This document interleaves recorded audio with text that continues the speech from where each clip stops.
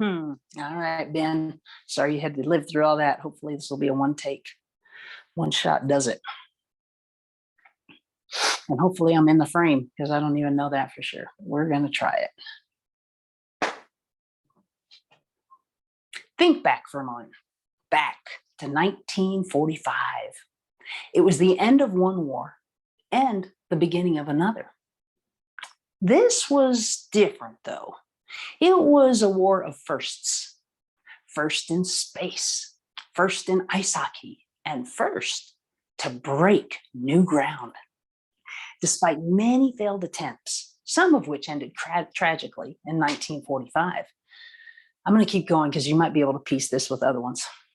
Despite many failed attempts, some of which ended tragically in 1945, the United States of America focused on achieving the impossible, flying faster than the speed of sound.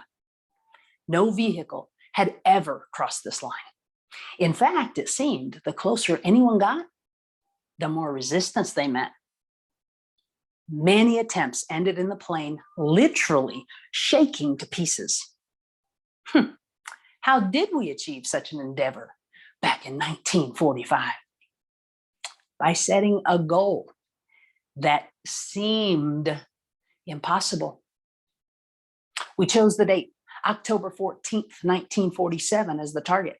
We assembled the support crew, the engineers, the mechanics, the physicians, the ground crew, the radio operators, and 24-year-old pilot named Chuck Yeager.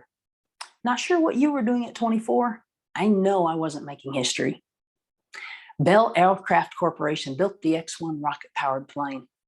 The X-1 was a small bullet-shaped plane, the smallest plane built that could hold the largest engine available to accomplish this big, hairy, audacious goal. As it turned out, the only way for the X-1 to have enough fuel for the endeavor was to mount onto a larger plane called the B-29 to take it up to altitude. Now, after years of work, the stage was set. The media crews from all around the world were here to witness this historic event. Then, on October 12th, just 2 days before the flight, Chuck Yeager was in an accident. He was thrown from a horse and he broke 2 ribs. Any of you folks ever broke a rib? Hard to breathe, isn't it? How many of you would have quit right then? Not Chuck. He knew the goal and it was non-negotiable. He didn't tell anyone about the injury. Due to the injury, he was unable to close the cockpit door. So what did he do? He sawed off a broomstick to get it closed. Now that's commitment, team. Finally, the day arrived. And early in the morning, Yeager and the X-1 were loaded onto the B-29 bomber, and they were on their way to make history. At 26,000 feet, Yeager and the X-1 were released from the bomber, and as he accelerated away from the bomber, he started to call out his speed to the folks on the ground. 550, 600, 650, 700 miles per hour. The shaking is getting really bad up here. The gauges are starting to break. What do you think the ground crew said to him at that moment? What would you have said to a 24-year-old Chuck Yeager? Man, this moment, it would have been so easy to go, let's ease back on the throttle and go back home. Fear was everywhere in that cockpit with Chuck Yeager. Here was the response from the ground crew. The plane was built for this moment. You were built for this moment. Keep going. Yeager took a deep breath, put his trust in the design and the designer, and he pushed the throttle forward. 690, 700. Static, then silence. You can't use that because I did the numbers wrong. And then the world heard a sound they had never heard before. Boom! They all stood in shock. Yeager's wife started crying, not knowing what the sound meant. After several seconds of silence, we hear Yeager's voice. 770, 780. He had made it. This day of faith over here was a historic day in aviation history, in our country, in our world.